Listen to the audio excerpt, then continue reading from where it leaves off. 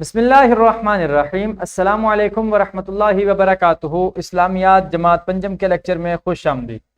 پیارے بچوں، آج ہم یونٹ نمبر 4.3 جو کفایت شعاری سے متعلق ہے اس کی مشق حل کریں گے۔ آغاز کرتے ہیں حاصلات تعلم سے۔ کفایت شعاری کا مفہوم جان سکیں، کفایت شعاری کی اہمیت سے واقف ہو سکیں، کفایت شعاری اور بخل میں فرق کر سکیں، اسراف کے نقصانات اور کفایت شعاری کے ذاتی و معاشرتی فوائد و ثمرات سے آگاہ ہو سکیں، سیرت نبوی صلی اللہ علیہ وآلہ وسلم کی روشنی میں کفایت شعاری کے واقعات جان سکیں، دنیا اور آخرت میں کامیابی کے لیے کفایت شعاری کی اہمیت سے روشناس ہو سکیں اور اپنی ذاتی زندگیوں میں کفایت شعاری کا رویہ اپنا سکیں۔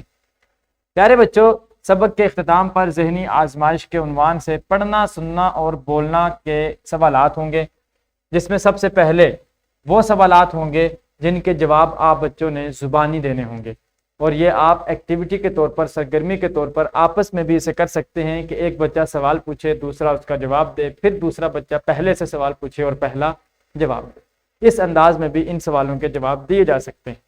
اس کے بعد کثیر الانتخابی سوالات کا مرحلہ آتا ہے، جس میں درست جواب کے دائرے کو کالے یا نیلے قلم سے بھرنا ہوتا ہے۔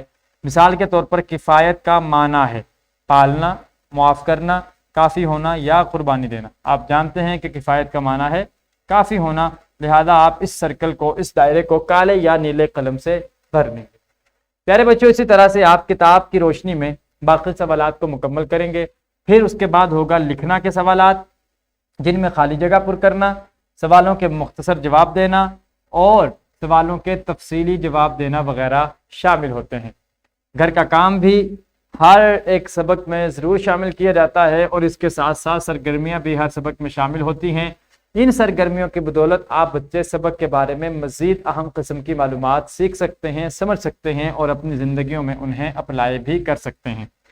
رہنمائی اساتذہ کرام کے لیے کچھ رہنما اصول ہوتے ہیں۔ سبق پڑھانے سے قبل اساتذہ کرام اگر ان رہنما اصولوں کی روشنی میں بچوں کو زیور تعلیم سے آراستہ کریں تو یقیناً تعلیم و تعلم کا یہ عمل مزید مفید سے مفید تر ہوتا چلا جائے گا۔ عملی منصوبہ بھی ہر سبق میں شامل کیا جاتا ہے، جس میں چند دنوں پر یا ایک دو دن پر مشتمل بچوں کو کوئی عملی کام دیا جاتا ہے، جس کی روشنی میں بچے عملی کام کرنے کے قابل ہو سکتے ہیں اور اپنی زندگی میں سبق کی تعلیمات کو نافذ بھی کر سکتے ہیں۔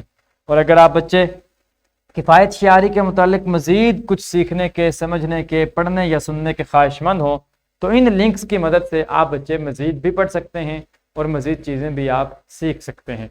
تو پیارے بچوں، یہ تھا ہمارا آج کا لیکچر، جس میں ہم نے اس سبق کی مشق حل کی۔ آج ہم نے سبق کی مشق حل کی، اگلے QR کوڈ کی مدد سے ہم نئے سبق کا آغاز کریں گے انشاءاللہ تعالی عز و جل۔ اس کے ساتھ ہی مجھے اجازت دیجیے، ملاقات ہوتی ہے کل کے لیکچر کے ساتھ۔ اللہ کریم ہم سب کا حامی ناصر ہو۔ اللہ حافظ۔